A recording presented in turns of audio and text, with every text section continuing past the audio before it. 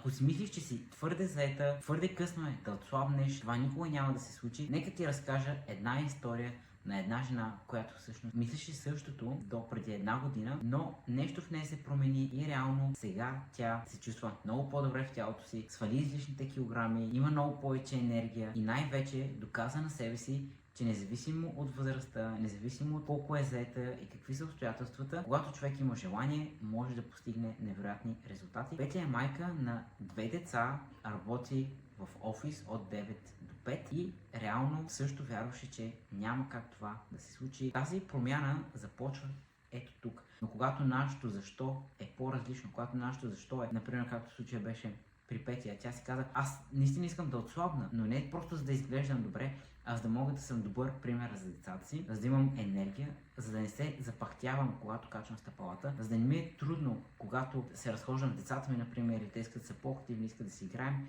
и така нататък. Аз искам, когато те ме погледнат, аз да бъда пример за тях. Първото нещо, което направихме, ни беше фокуса за поне 1 до 2 седмици, беше закуската й да бъде по зоната, защото това е реално начинът на хранене, който аз практикувам и в който силно вярвам, че е наистина устойчив и ви помага да имате енергия, да бъдете по-здрави и като цяло да е наистина устойчив начин на хранене за живота. Там си подсигурихме това, че тя ще има достатъчно протеин, ще има въглехидрати, които са с нисък гликемичен индекс, ще има фибри и ще има полезни мазнини. Другото нещо, което направихме, е да махнем абсолютно всичка вредна храна, която тя имаше в шкафа, за да няма изкушения, за да няма вечер, когато се прибере и е изтощена, изморена и последното нещо, което иска да прави е да почва да готви здравословно. Следващото нещо, което ние направихме в подобрение в това тя да по-лесно да постигне своята форма, мечтана форма, е това, че имахме винаги списък за пазаруване за всяка седмица. И разбира се, много хора си казват, трябва да правиш по 10 000 крачки на ден, задължително минимум.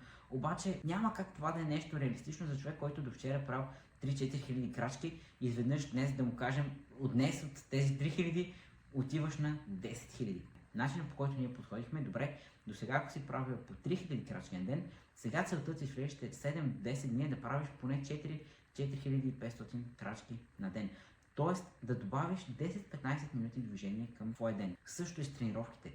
Не, идеята е да вкараме 2 пъти в седмица тренировки по 10-15 минути и това е напълно достатъчно, за да започнете да виждате реални резултати и то устойчиви. Защото нашата идея е устойчиви резултати, а не просто да започнем някакъв хранителен режим или някакви тренировки и след точно 1 седмица нищо да не се случва. Ако ти си жена, която е заета или се препознаваш в историята на Петя и искаш реално аз да ти помогна и да бъда твоя треньор и коуч, долу ще има линк към безплатен разговор, който можеш да се запишеш. Ако това видео ти е харесало, дай палец нагоре, абонирай се за канала, защото всяка седмица качвам ето такива полезни видеа. Благодаря ти, че гледа и до нови срещи.